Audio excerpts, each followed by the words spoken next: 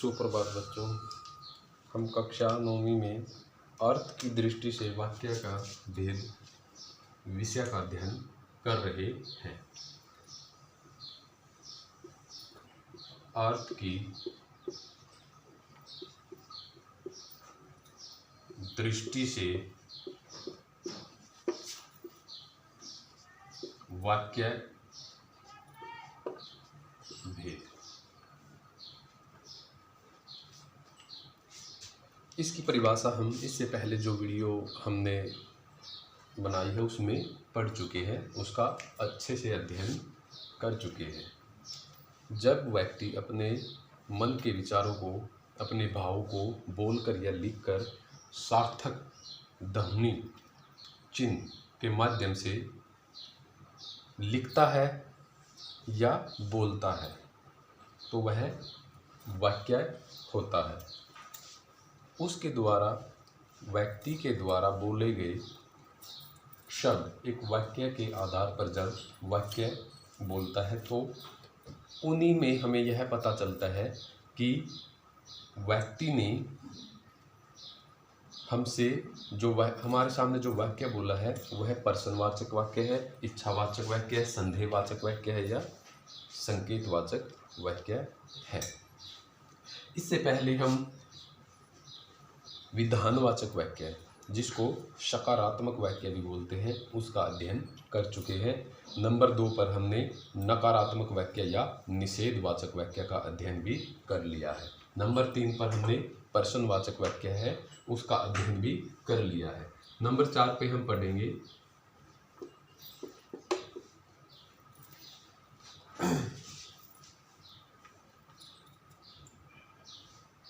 विधिवाचक वाक्य।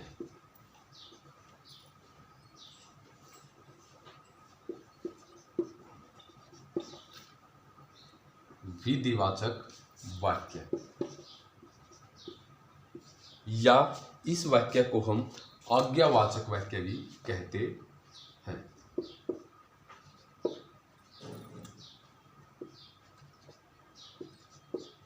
आज्ञावाचक वाक्य। आज्ञावाचक वाक्य को विधिवाचक वाक्य भी कहते हैं। नाम से ही पता चल रहा है, किसी व्यक्ति को आज्ञा देना, ठीक है, आज्ञा देना आज्ञावाचक वाक्य होता है। परिभाषा है, आज्ञावाचक वाक्य की परिभाषा है, जिस वाक्य से आज्ञा या अनुमति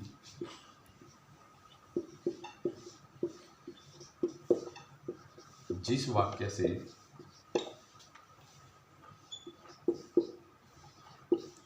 आज्ञा या अनुमति अथवा जिस वाक्य से आज्ञा या अनुमति अथवा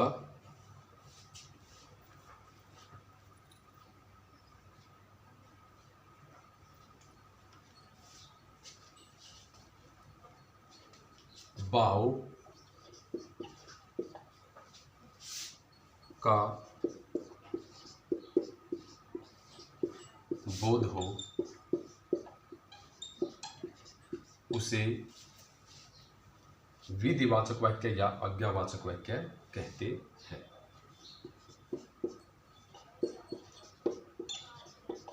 आज्ञावाचक वाक्य कहते हैं। परिभाषा में हमें यह समझाना चाहता है कि जब कोई व्यक्ति किसी दूसरे या सामने वाले व्यक्ति से उसको किसी कार्य के लिए कहता है, आज्ञा देता है या अनुमति या आज्ञा लेता है, ठीक है, कोई व्यक्ति किसी दूसरे व्यक्ति को कार्य के लिए कह रहा है, ठीक है, आज्ञा देना या लेना ही आज्ञावाचक वाक्य या विधिवाचक वाक्य है। आज्ञावाचक वाक्य, उसे आज्ञावाचक वाक्य कहते हैं।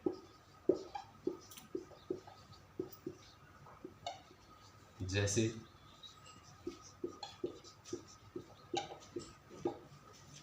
एक उदाहरण है, देखते हैं।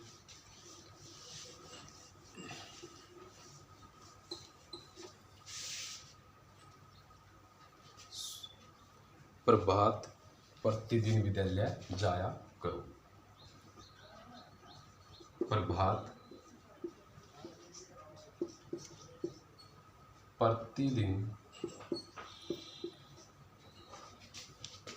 विद्यालय जाया करो। ठीक है, आज्ञा दे दी है। ठीक है, प्रभात को आज्ञा दी है। किसने? इसके सामने इनके घर वाले हैं।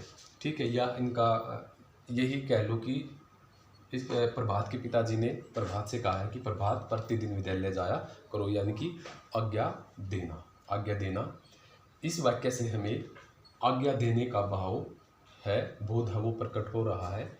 इसी वाक्य के आधार पर यहाँ पर आज्ञावाचक वाक्य या विधिवाचक वाक्य यहाँ पर है। नंबर 5 पर हम करते हैं। नंबर 5 पर है इच्छावाचक वाक्य।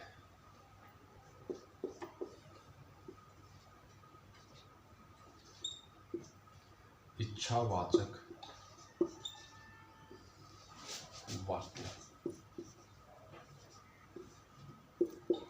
परिभाषा है, जिस वाक्य से जिस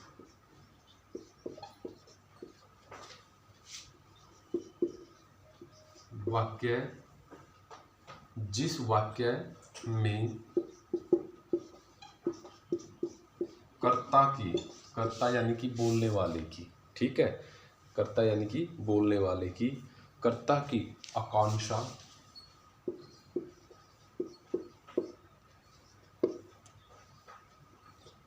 कर्ता की आकांक्षा, इच्छा,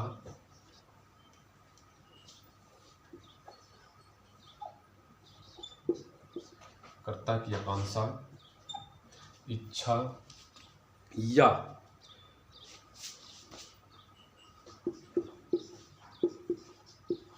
कामना अथवा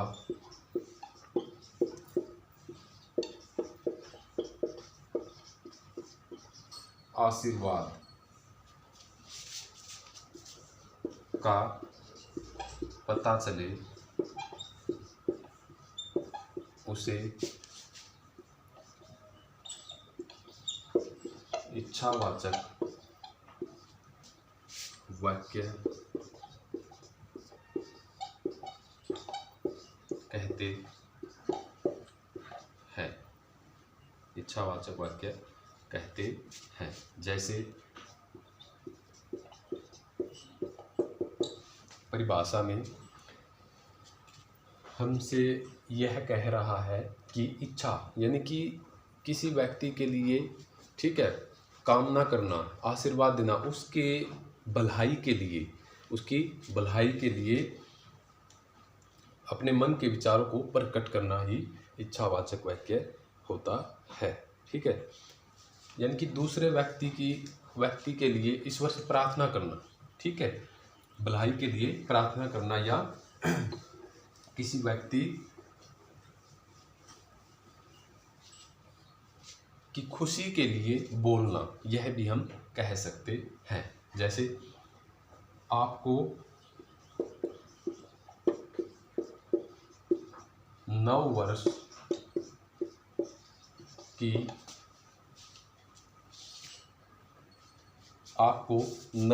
की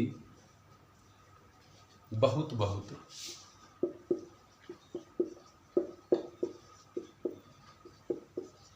आपको 9 वर्ष की बहुत बहुत बधाइयाँ।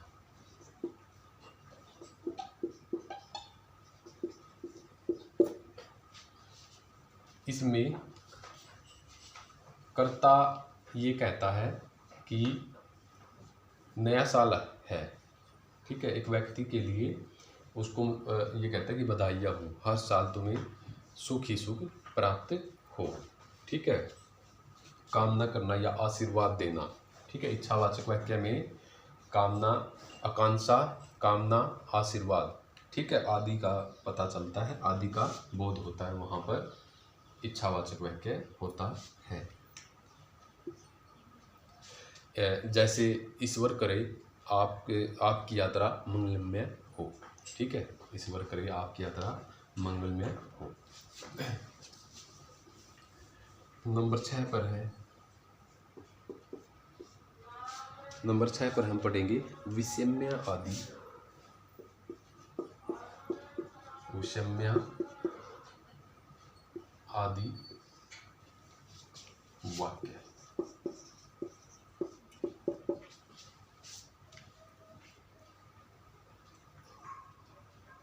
विषम्य आदि वाचक वाक्य।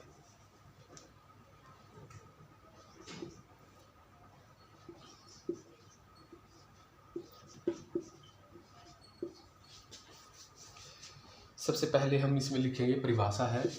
ठीक है, विषम्य आदि वाचक वाक्य। ठीक है, सभी विद्यार्थियों ने इसके चिन्ह का पता है। ठीक है, सबसे पहले हम लिख लेंगे वाक्य, वाक्य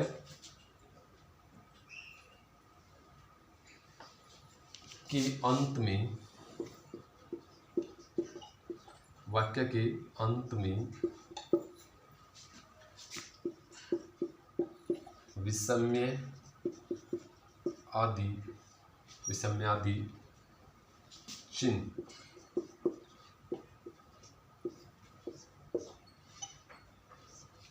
लगा होता है,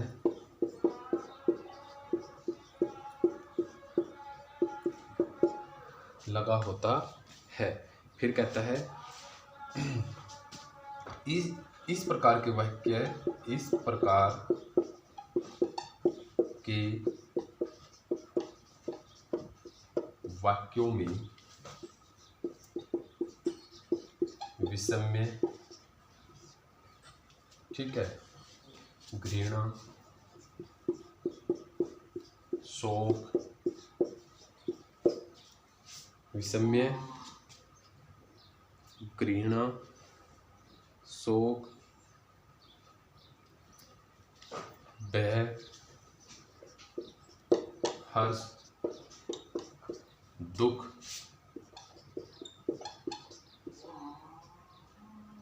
दुख आदि का भाव प्रकट होता है, आदि का भाव प्रकट होता है। ठीक है, सबसे पहले तो विद्यार्थी ध्यान देंगे यहाँ पर कि विषम्य आदि वाचक वाक्यों में जब वाक्य होता है उसके अंत में विषम्य आदि चिन्ह होता है। फिर कहता है कि इस प्रकार के वाक्यों में हमें, ठीक है, विषम्य का पता लगता है, घृणा, किसी व्यक्ति से घृणा करना, शोक, एकदम से हमें कोई ऐसी बात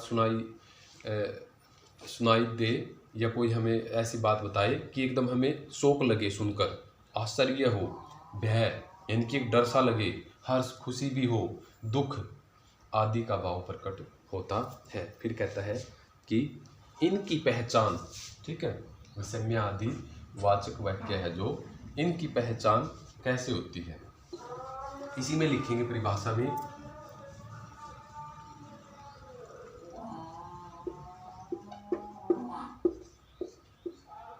इसकी पहचान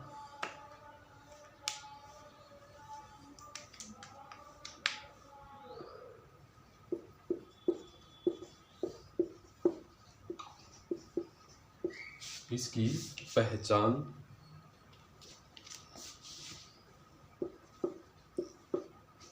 आह, आह,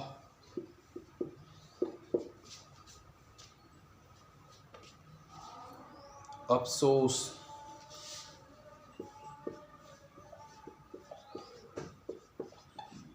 अफसोस, छी,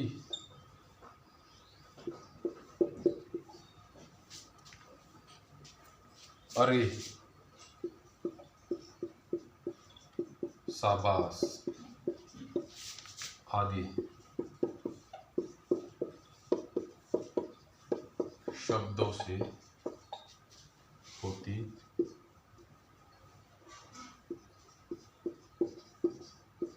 है। ठीक है, जब हमारा वाक्य, जिस वाक्य में इन शब्दों से इन शब्द हैं हमारे आहा, आहा, अफसोस, छी, अरे, शाबाश आदि शब्दों से होती है। ठीक है, ये जैसे उदाहरण से हम समझ जाएंगे। जैसे एक उदाहरण है यहाँ पर, अरे यह सुंदर स्वेटर तुमने बुना है। अरे विषम आदि बोधक जी। अरे यह सुंदर स्वेटर तुमने बुना है।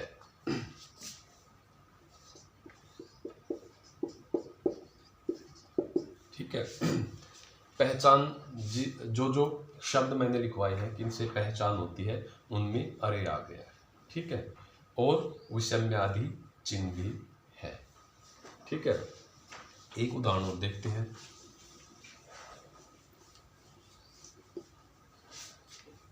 जैसे हाय चोरों ने सारा माल साफ कर दिया। हाय चोरों ने सारा माल साफ कर दिया। ठीक है, जो शब्द मैंने लिखवाया है हाय, वो भी इस वाक्य में है, चिन्ह भी इस वाक्य में है, विषम आदि। एक हाय यानी कि शोक लगा है, डरा हमारे मन में आया है।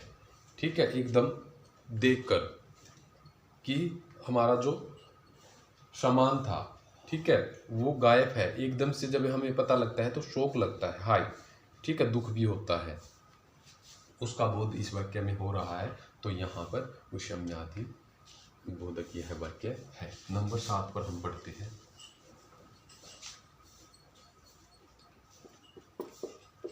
नंबर 7 पर है संदेहवाचक वाक्य। संदेहवाचक वाक्य। ठीक है, नाम से पता चलता है किसी कार्य में संदेह होने का जब हमें पता चलता है तो वहाँ पर संदेहवाचक वाक्य है। ठीक है, जिस वाक्य से काम पूरे होने में, जिस वाक्य में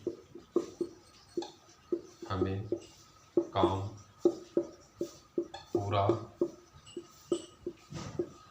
जिस वाक्य में हमें काम पूरा, जिस वाक्य से हमें काम पूरा होने में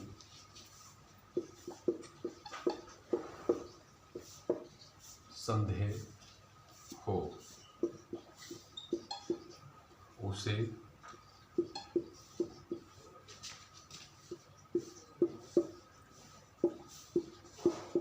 संदेहवाचक वाक्य कहते हैं। जैसे परिभाषा है। ठीक है,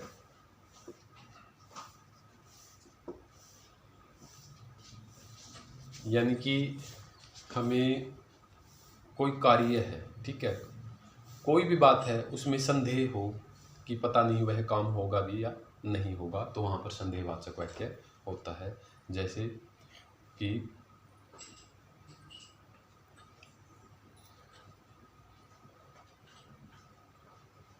शायद इस महीने पुल का उद्घाटन हो, शायद इस महीने अच्छी फसल हो।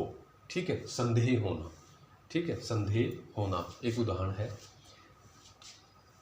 आसान सी परिभाषा, जिस वाक्य से हमें काम पूरा होने में संदेह हो, ठीक है, हमें ये नहीं पता कि वह कार्य होगा भी या नहीं, ठीक है, वहाँ पर संदेहवाचक वाक्य होता है। उदाहरण से बच्चे समझ जाएंगे। एक उदाहरण देखते हैं हम इसी में। हाँ, एक ये परिभाषा में एक लाइन और लिख लेंगे विद्यार्थी। इस वाक्य की पहचान, इस वाक्य की पहचान शायद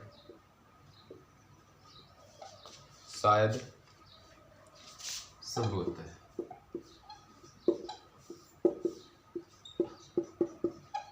आदि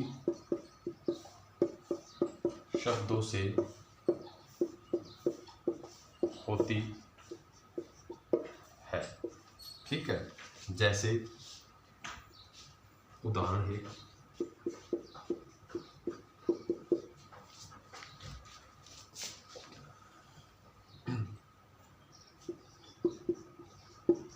शायद मोहन काम पर जाए, ठीक है। संदेह है, हमें यह नहीं पता कि मोहन काम पे जाएगा या नहीं, ठीक है, शायद, ठीक है, संदेह होना। एक उदाहरण और हम देखते हैं संदेहवाचक वाक्य में।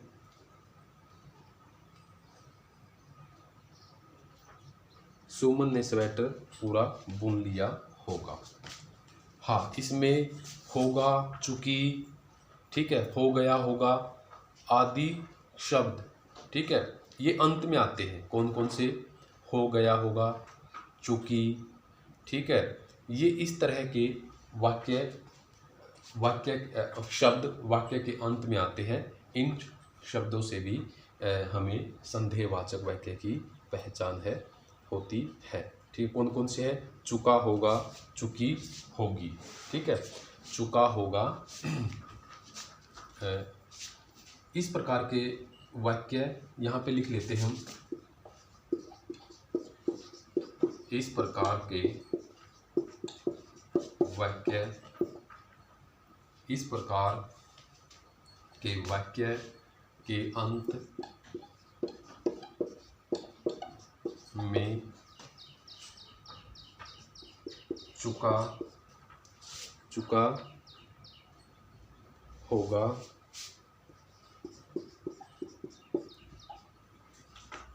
चुकी, होगी। इस प्रकार के वाक्य के अंत में चुका, होगा, चुकी, होगी शब्द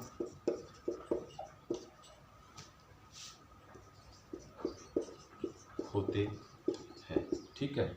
इन शब्दों से भी हम इसकी पहचान कर सकते हैं। एक उदाहरण है, देखते हैं एक उदाहरण। जैसे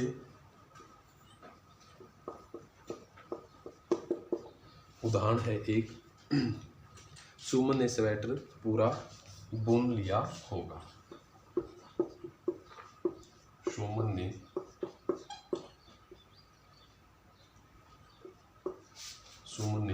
स्वेटर पूरा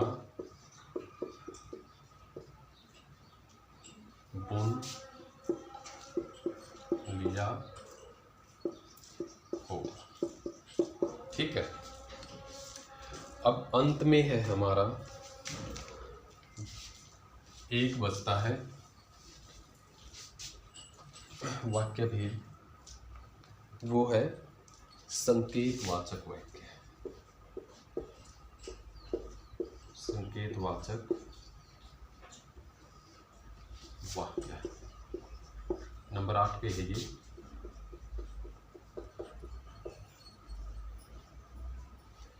परिभाषा इसकी, संकेत देना, एक कार्य का दूसरे कार्य पर निर्भर होना संकेतवाचक वाक्य में होता है। जैसे जिस वाक्य में एक क्रिया का होना, जिस वाक्य में एक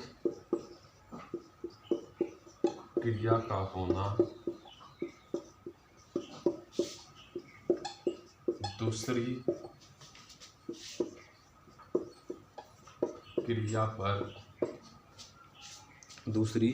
क्रिया पर निर्भर करता है।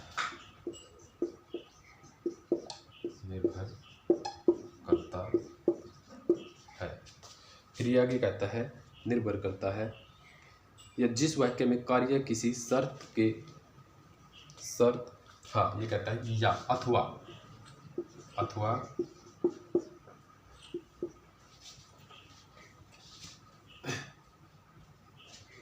एक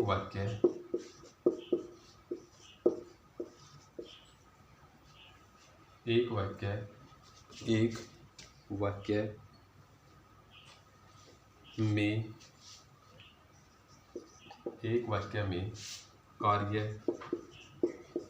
किसी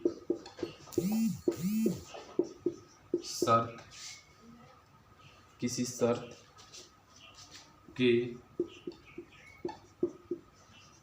आधार पर पूरा हो।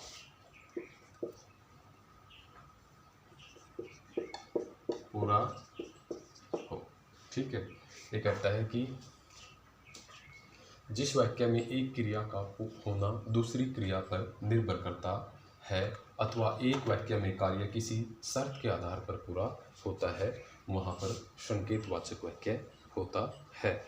ठीक है, पूरा हो। इस वाक्य, ये कहता है कि इस वाक्य के आरंभ में इस प्रकार के वाक्य के आरंभ यानी कि शुरू लिख लो, शुरू में इस प्रकार के वाक्य के शुरू में अगर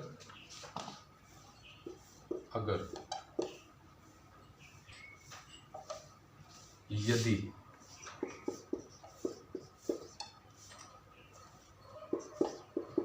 शब्द लगे होते हैं। ठीक है, जैसे एक उदाहरण है, जैसे संकेत देना, यानी कि अगर वर्षा होती तो फसल भी अच्छी होती। ठीक है, एक क्रिया का दूसरी क्रिया पर निर्भर होना। ठीक है, उदाहरण है, जैसे यदि पहले से परिश्रम करते तो, यदि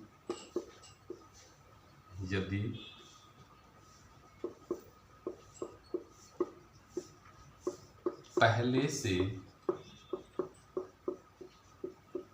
परिश्रम करते तो सफलता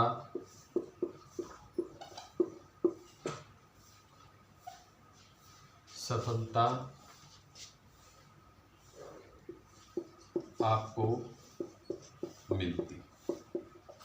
ठीक है, एक क्रिया का दूसरी क्रिया पर निर्भर होना। यदि, ठीक है, वाक्य शब्द भी आ गया, अगर और यदि लिखवा था मैंने, यदि पहले से परिश्रम करते, ठीक है, तो सफलता है आपको मिलती। फिर ये कहता है, एक उदाहरण और देखते हैं। ये कह रहा है कि यदि बाढ़ न आती तो फसलें नष्ट न होती। यदि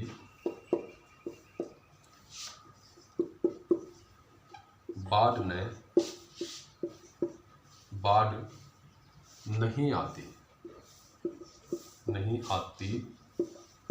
तो फसल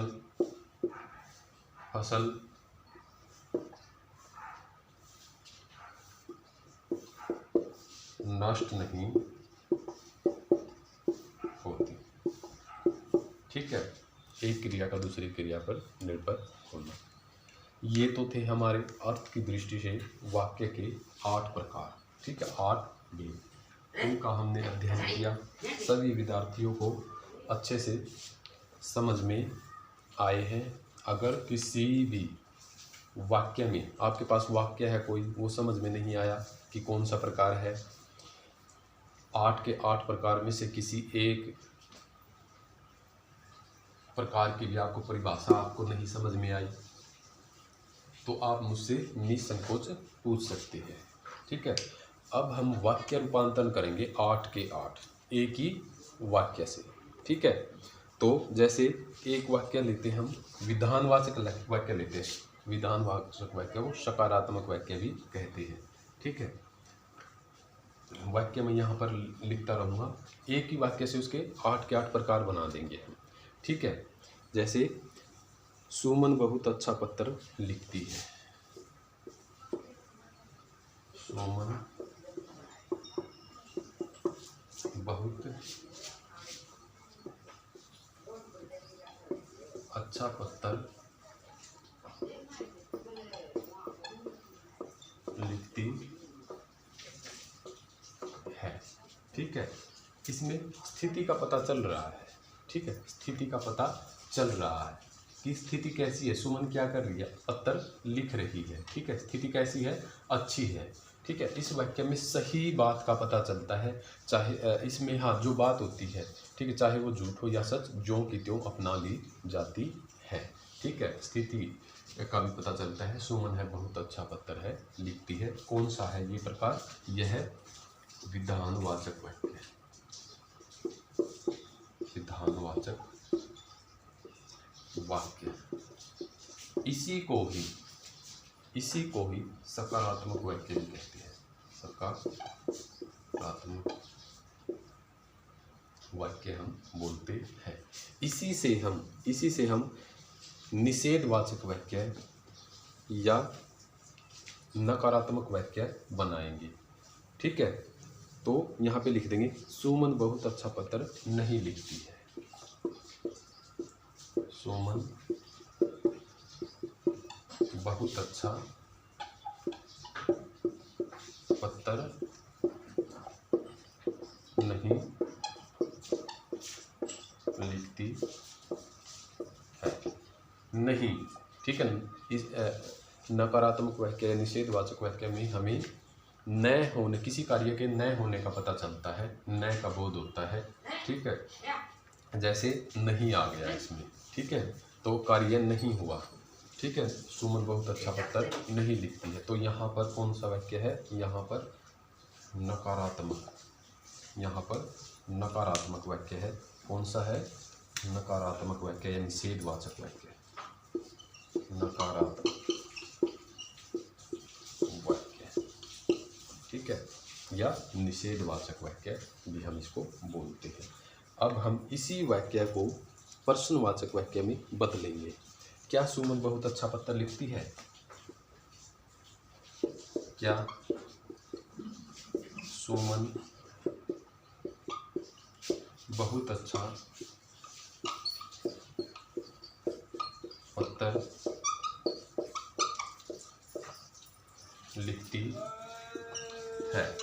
ठीक है, फिर कहता है कि क्या, प्रश्नवाचक वाक्य में क्या, किन्हें, किसको, कब, क्यों, किनका, किनकी आदि वाचक शब्द होते हैं और अंत में प्रश्नवाचक चिन्ह लगा होता है, वहाँ पर प्रश्नवाचक वाक्य होता है। अब हम प्रश्नवाचक वाक्य से संकेतवाचक वाक्य में इस वाक्य को बदलेंगे। ठीक है, कौन से वाक्य में बदलेंगे? संकेतवाचक वाक्य में। यदि मैं कहता तो सुमन बहुत अच्छा पत्र लिखती। यदि मैं कहता तो सुमन बहुत अच्छा पत्र लिखती।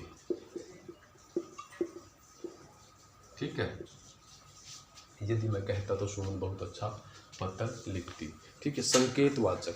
ठीक है, संकेतवाचक, दो वाचक शब्द मैंने बताए थे, अगर या यदि वाक्य के आरंभ में पहले लगे होते हैं, इनसे वाक्य की शुरुआत होती है। यदि आ गया, ठीक है, तो संकेतवाचक वाक्य में क्या होता है, एक क्रिया दूसरे क्रिया पर निर्भर होती है। यदि मैं कहता तो सुमन बहुत अच्छा पत्र लिखती। कौन सा वाक्य है, संकेतवाचक वाक्य है। अभी संकेतवाचक वाक्य से हम संदेहवाचक वाक्य बनाएंगे। ठीक है, तो ये कहता है कि संदेहवाचक वाक्य हम बनाएंगे। शायद सुमन ने भी बहुत अच्छा पत्र लिखा होगा। शायद सुमन ने भी बहुत अच्छा पत्र लिखा होगा। ठीक है, मैंने वाचक शब्द लिखवाए हैं। संदेहवाचक में शायद, एक शायद है,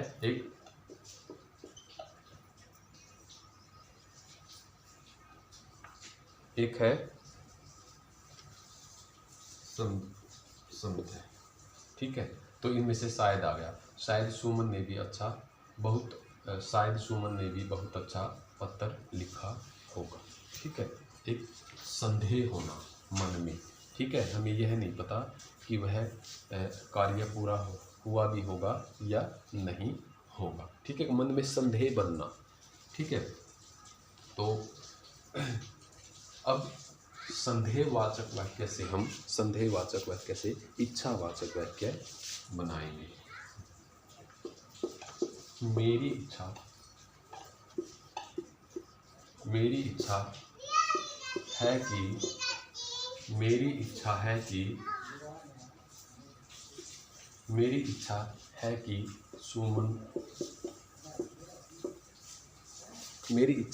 है कि सुमन बहुत अच्छा पत्र लिखे। सुमन बहुत अच्छा पत्र लिखे। ठीक है, इच्छावाचक वाक्य को हम इच्छावाचक वाक्य है।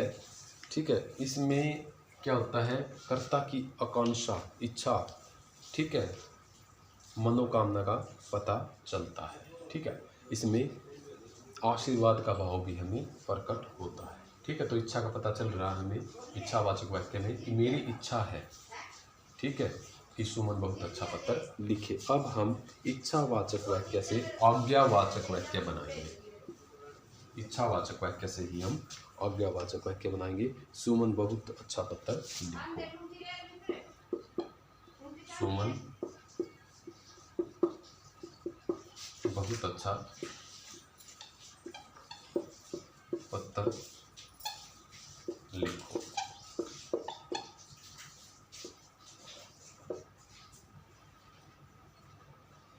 ठीक है, आज्ञा देना। ठीक है, आज्ञा देना। आज्ञा मिली है सुमन को, सुमन बहुत अच्छा पत्र लिखो। इसमें हमें आज्ञा का पता चलता है। ठीक है, आज्ञा या अनुमति का पता चलता है, वहाँ पर आज्ञावाचक वाक्य होता है। अब आज्ञावाचक वाक्य से हम उद्गारवाचक वाक्य या विषम्यादिवाचक वाक्य बनाएंगे। ठीक है, अरे इतना अच्छा पत्र सुमन ने लिखा है। अरे इतना अच्छा पत्र सुमन ने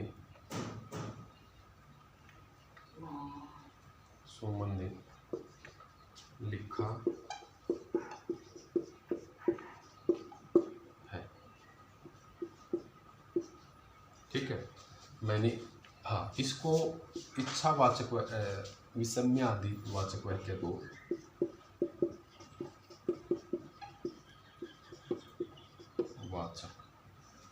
वाक्य को ही उद्गारवाचक वाक्य हम कहते हैं।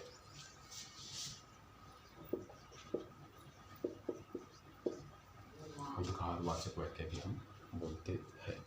मैंने विषम्य आदि वाचक वाक्य में या उद्गार वाचक वाक्य में वाचक शब्द लिखवाए हैं। अरे, ठीक है, अरे लिखवा था मैंने, ठीक है। इसके अलावा आहा, आह, ओ, अफसोस, छी, वाह, अरे, शाबाश, इनसे वाक्य की शुरुआत होती है। और विषम्य आदि जो चिन्ह है वो वाक्य में होता है, तो वहाँ पर हमें विषम्य आदि वाचक वाक्य का बोध होता है, पता चलता है। ये थे हमारे अर्थ की दृष्टि से वाक्य के 8 प्रकार। सभी विद्यार्थियों को समझ में आए हैं। ये घर कार्य है, कॉपी में लिखना है और उसकी फ़ोटो खींचकर व्हाट्सएप पर विषय टीचर के पास भेज देनी है। आज के लिए इतना ही, धन्यवाद।